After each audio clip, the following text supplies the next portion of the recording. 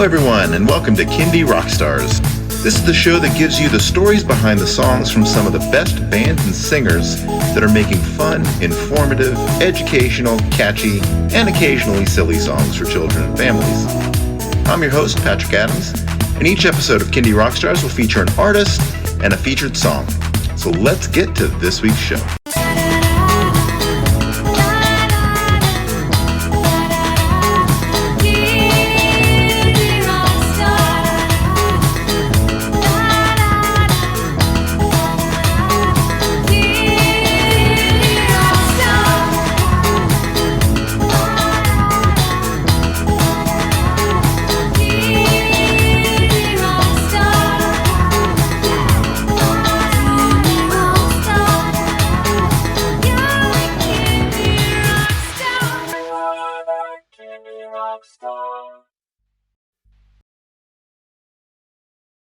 Welcome, everybody, to Kindie Rockstars. My guest today is my friend Christopher. Welcome to the show. Hi, Patrick. Thanks so much for having me. All right. Well, coming to us from the beautiful country of Canada, tell us a little bit about yourself and how you got into Kindie music. All right, Patrick. Thank you. So I'm a dad. I'm a teacher, and I've always been a songwriter since I've been about 14 years old.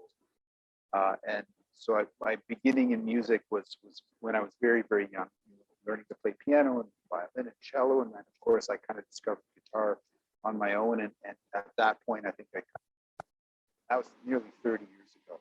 So I've been writing songs since I've been about 14 and I've been 40. So for 30 years, I've been writing songs. Of course, as many people do, maybe I took a big break when I had kids. I have 3 kids of my own. They're now 14, 12, and 9. So when they were young, I didn't play music very much. I was busy teaching full time and taking care of my kids, and having a busy life being a dad.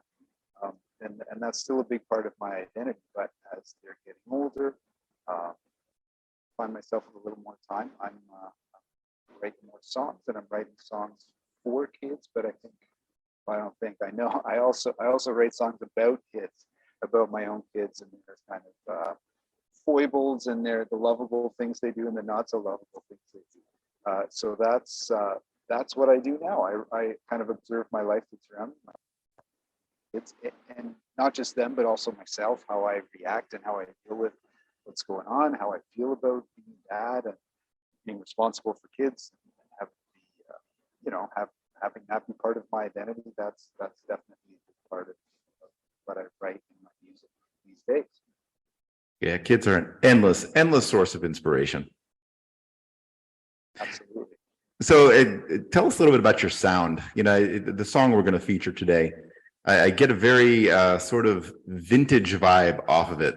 But I could see the song firmly planted in a Disney movie with especially the under the sea part. Right. Not that I'm bringing up The Little Mermaid at all, but I could just envision, some animation in a movie going on with this song. Yeah, thank you. Well, I take that as a compliment. It's meant to be kind of visual journey. So we can talk about lyrically, how. So let's talk about that for a moment. How it's kind of a mission for me to write lyrics pretty carefully in a pretty crafted way to bring out certain images and certain, not just images, but also maybe smells and sounds and feelings and things like that. It's really that, if you study writing or poetry or lyrics, it's kind of one of the main things you want to do to evoke and to get your audience in, is to talk about things that's relative to their experience, but to say it in a bit of a surprising way, or add a new twist, or add some kind of sensory information. And I find that, I don't write it particularly for kids. I write it, I think kids will appreciate it, but I think that, this lyric excites me if I talk about, sea stars, the fact that they're on the ground. And that's interesting because stars are in the sky, but stars are on the ground. That connection. And other things like that, other kind of images that are in the song that I try to present. In terms of my sound, it's I've kind of been through so many stages. I was I won't say phases, so many stages of what music I've loved and listened to throughout the years. But an early still a teenager when I was full on in the 90s grunge music, that was kind of music I was loved and thought was the best and wanted to play and be in a band, and I did that not very well. But the music that I was exposed to some other music at that time, and that was kind of real, what I would call real deep American, real American roots music. Early jazz, Doc Watson playing guitar like nobody's business, Appalachian folk songs, country songs, blues songs, because he can do it all. The guy that really kind of drew my attention in terms of personality and pitch and how he crafts a song. He's not really a songwriter, he's a song interpreter, and that's Leon Redbone. Just how he was putting across in his interpretation of the song, doing funny voices, singing high, singing low, singing novelty songs. But man, if you listen to his choices on guitar, his chords, his licks, his fills, just wow, it just made me want to learn how to play guitar like that. So I spent some time more recently in life. I was kind of, would say, kind of pretty standard guitar player until probably about 5 years ago. I thought, man, I want to play a little bit like Doc Watson, not in terms of flat picking, but in terms of finger style. Learn some chords like Leon Redbone. Do some cool licks in between. Nothing super fast and flashy, just interesting. Like being able to do a couple things at the same time on guitar. That was really kind of fascinating me. And so that's what I kind of, since I've learned how to do some of that, I love to put that in my music now. Yeah, we could do a whole deep dive into 90s grunge. I formed my musical tastes in the early 80s. So, okay. Synthesizer music and Hungry Like the Wolf and some of those great songs from that era. But then I got into grunge in the 90s too. So yeah, once you have so many musical influences, they seep in because it's what you like. And I think it's really interesting to go back to grab influences like you did, just because the melding of styles just makes for such fascinating music. And as we all know, making music for children, any genre fits. It's one of those rare things that you could make children's music out of just about any genre. Yeah, that's true, and they're good. Sometimes if I was going to play for adults, write a song for adults, I'd be like, well, I'd have a certain crowd in mind or a certain venue, and I'd be like, well, early jazz is going to fly, so forget it, whatever. But for kids, I would never worry about that. I would think if I have a strong feeling, a strong core of a song, a strong kind of lyric, and if straight ahead bump blues works for it, good. I don't care. Kids don't care. They'll enjoy it. I won't have that kind of. I won't have to think my audience that way. I know they'll just, if I'm doing something authentic, I'm pretty sure they'll appreciate it. And that so far seems to have been the case. So, thank you, kids. All right, so the song we're going to feature, this is from your most recent album, Tuba Blues, which I think just came out in April. Tell us a little bit about that album and the making and, kind of what inspired the music on it. Yeah, okay. I'd love to talk about that. So yeah, Tuba Blues came out in April. I recorded it on my own at my house, and as many artists do. But that's the this part that most of us do. The exciting part is I reached out to some people to add their talents, and so I got some great people to play on it. One of them, the tuba of Tuba Blues, is a man named Jay Burke. He's actually my name. He lives within maybe my house, but I still sent him the tracks in Hamilton, Ontario, where I'm from. So I still sent him the tracks of the song, and because he has a great home setup, it's a little better than mine. So he recorded his tuba and trombone tracks at his house and sent them back to me. So I never had some first session with Jay. He played tuba on my first album as well, and we did have some first sessions, but this time I didn't at all. But he did a great job. Just emailed, went back and forth a couple times and did arrangements. Great job. So the tuba Blues, that I never saw. Oh, we made the album. And then drums were recorded in New Orleans, which is so exciting to me because that's such a cool music city. But by a guy from Hamilton, Adam Coolset. He did his thing very generously and very patiently. Really, and maybe sometime. Are you a percussionist, Adam? I am not. Okay. So maybe sometimes people like you and me who aren't percussionists, think like, let's put drums on. How hard can that be? But I really appreciated Adam saying, what, do you want this kind of feel? Or let me give you 2 takes before you say anything, listen. And he really, sees percussion as an instrument that's building the voice of the song. And I really appreciate this stuff. So I had Adam from New Orleans doing drums. And then finally I got kind of excited. It was kind of a shot in the dark. I didn't know if it was happening, if it could happen, but I got kind of a music legend, Ken Whiteley, to play guitar, harmonica, and mandolin on the track called Bit by Bit. And if you don't know Ken Whiteley, he played on Raffi's first album. So he's like, oh, nice. Everybody in Kindie knows Raffi, but Ken Whiteley was the guy that did some of the arrangements. Really beautiful slide guitar playing, harmonica. When you hear that on single songs for the very young song, somebody playing a really rootsy style kind of guitar, that's Ken Whiteley. Out to him because he lives in Toronto, an hour from where I live, and he did some wonderful tracks for me on my kind of gospel blues songs. So yeah, recorded at home in isolation alone, but with these great kind of interactions, reaching out to people and having them just say yes and yes and yes. This is great stuff to create different layers and different levels to kind of enhance my songs. Yep. Now I love that we live in an age where we can do our thing and then send it off, and it comes back even better than it was before. Absolutely, yeah. So tell me a little bit more about the scene there in Canada. So I've interviewed a few people from Canada, and but I don't think I've interviewed too many from Ontario. So how is the kids' music scene there? It's such an interesting and question for me, because I mean, so Canadians are huge. We're huge in kids' music because Raffi is the guy that everybody harkens back to. Sharon Lois and Bram were a huge influence on me when I was listening as a child, and there's so many that they're giants. They're giants in the field, and now there's a couple. Canada's enormous. Like, it's just a huge place. So Will Street's doing his thing on the West Coast. He's a great songwriter and performer. He's a very busy performer doing lots of stuff out there. Occasionally comes to Ontario.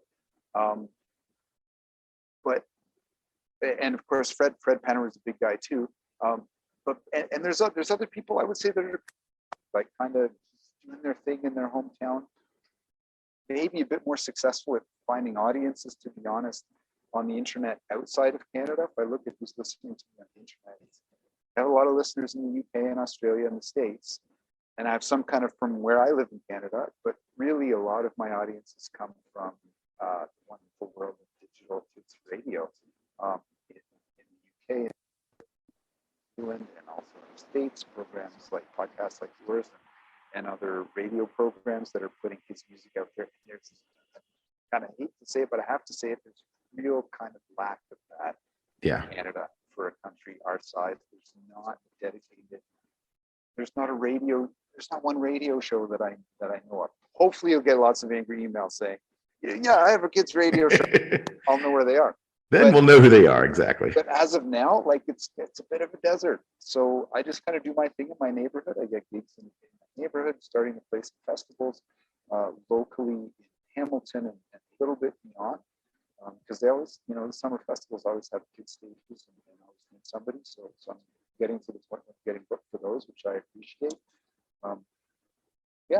So that's the music scene in Canada right now that I know. Very good. All right, you going to talk about your song that we're going to feature today? Sure. Under the Sea, Up on the Moon. So a lot going on in that song. But tell me what inspired it and how you came up with it. So I write on different instruments. I used to write mainly on guitar, but I'm doing a bit more on piano now. But once in a while, I'll just be strumming the ukulele for something. It's like, to me, that's like a fun one. It's not work if I'm playing ukulele. It's just having a good time. And I was playing a little bit of blues on the ukulele. It's kind of odd. It's a little strange to get your down to do some blues, but I found out it's very possible. So I was kind of just playing ukulele, thinking about, thinking languid, easy thoughts. It just kind of came to me. Sitting in my backyard playing ukulele, doing some blues stuff, and yeah, I love the song "Octopus's Garden," and I'm very aware of how kind of the under the sea. So the first line of my song, very much like that, but a little bit different. So that's a bit of a reference because that's one of my favorite songs from when I was a kid. And so yeah, as we were talking about a little bit before the podcast, just fleshing out images.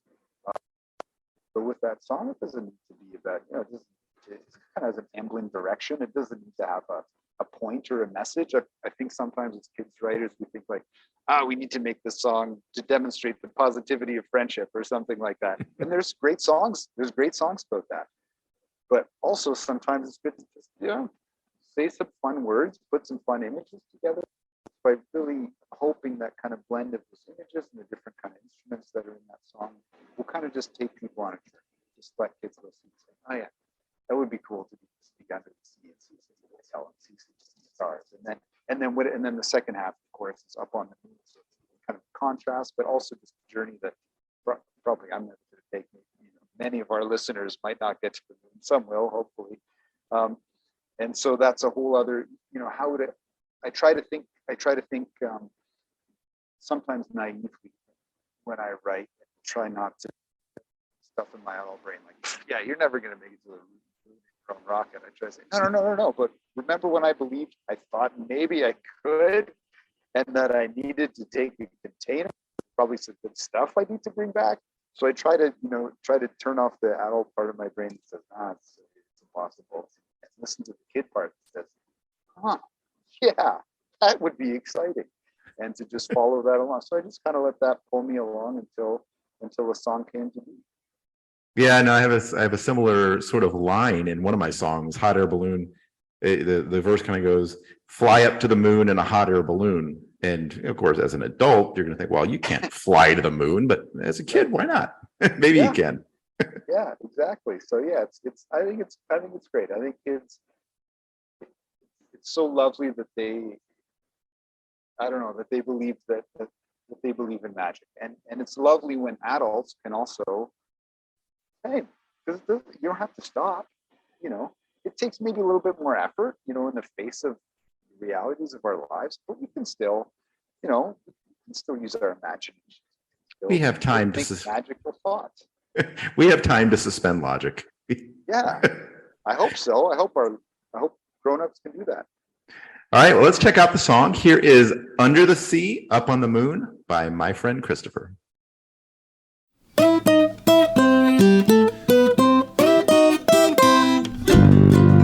I'd rather be under the sea.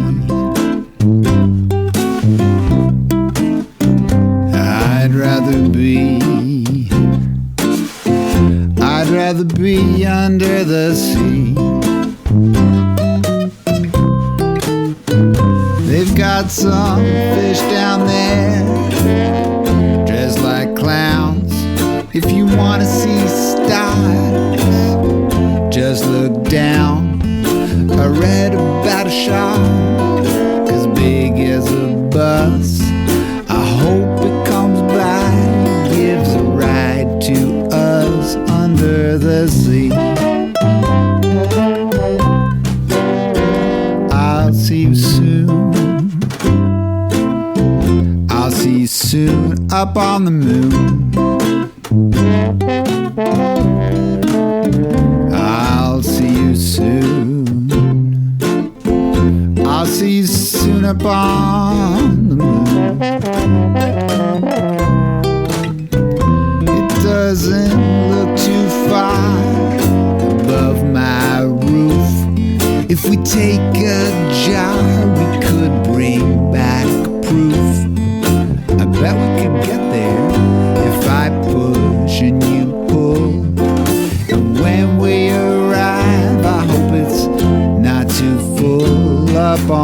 moon.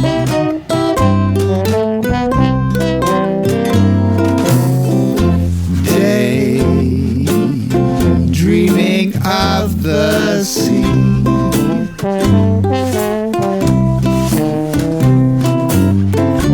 Nothing can come between me and my dream. Night dreaming of the moon.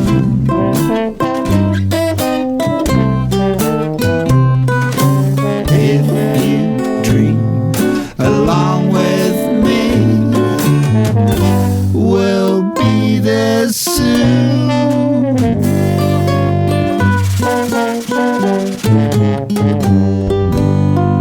I'd rather be, oh you know I'd rather be under the sea, down with the clouds, stars on the ground. I'll see you soon, so soon. I'll see you soon upon the moon. Maybe on moon day if it works for you.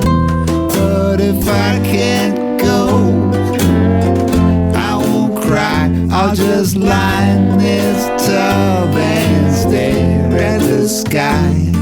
I could flow down the drain, afloat into space, because my dreams always take me to a special place under the sea, up on the moon, under the sea, up on the moon, all in my dream.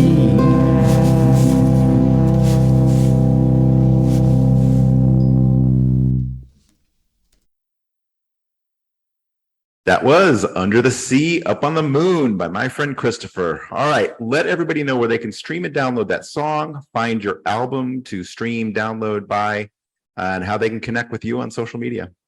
All right, very cool. Thank you, Patrick. So the first streaming site I'm going to direct people to is Bandcamp. My music's on Bandcamp. That's where I sell it. If you'd like to support, if you'd like to download the album, you can name your price, whatever you want to pay is fine. You can do per song or per album from my newest album, Tuba Blues, and also my older stuff. So if you support my efforts that way, please go to Bandcamp, find my friend Christopher on Bandcamp, and that gives you an option to actually. Of course, you can stream it in all the usual places. It's on playlists on Spotify in some places, and also Apple Music, Amazon Music. Hey, and here, actually, I do want to mention this one because I've had some really fun videos made of my song "Get Dressed" on TikTok and Instagram Reels. So you can find all of my music on those platforms. So if you're inspired, if you have a cool idea, musical background for your videos on short videos on Instagram or TikTok, all my songs are there. So check them out. There's some really funny videos for Get Dressed on TikTok you can check out. And that is where my music is, unless you're in Hamilton, Ontario, where I live, in which case it's on street corner somewhere. There you go. Yeah, and your website is myfriendchristopher.ca. You got it. Yep. Excellent. All right. So one last question. What is in store for you for the rest of 2022? Yeah, well, it's actually quite an exciting time right now. I've just Tuba Blues. I'm playing lots of shows, 1 or 2 shows every weekend locally in Hamilton, surrounding area. I'm playing the Telling Tales Festival, which is a big kind of literary festival. It's a literacy festival for kids, an authors festival. People like Robert Munch have come to read at this festival in just outside of Hamilton, Ontario. So I'm really excited to play their stage in late September. But also I've just been given a grant by Factor, which is a foundation assisting Canadian talent on recording, I think. They've just given me a grant, so I'm going to do some more recording. And I know we were talking about the magic of long distance, but I'm really hoping that late this summer, maybe in September, I'm going to be able to go into a studio with some other musicians face to face in a circle and do some live recording. So I've got some funding to do that. So I'm really looking forward to recording my next batch of songs. They're already written. They're almost arranged. I've got a dozen songs or more. You know, lots of songs about like kids living with dads and other grown-ups as well. And some, I feel like some of my best songs. So I'm really excited that I'm going to be doing some more recording, and that I'm starting to play bigger stages as well. Awesome. Well, my friend Christopher, thank you for coming on the show. It's been a pleasure having you on. Okay, thanks so much, Patrick. All right, take care.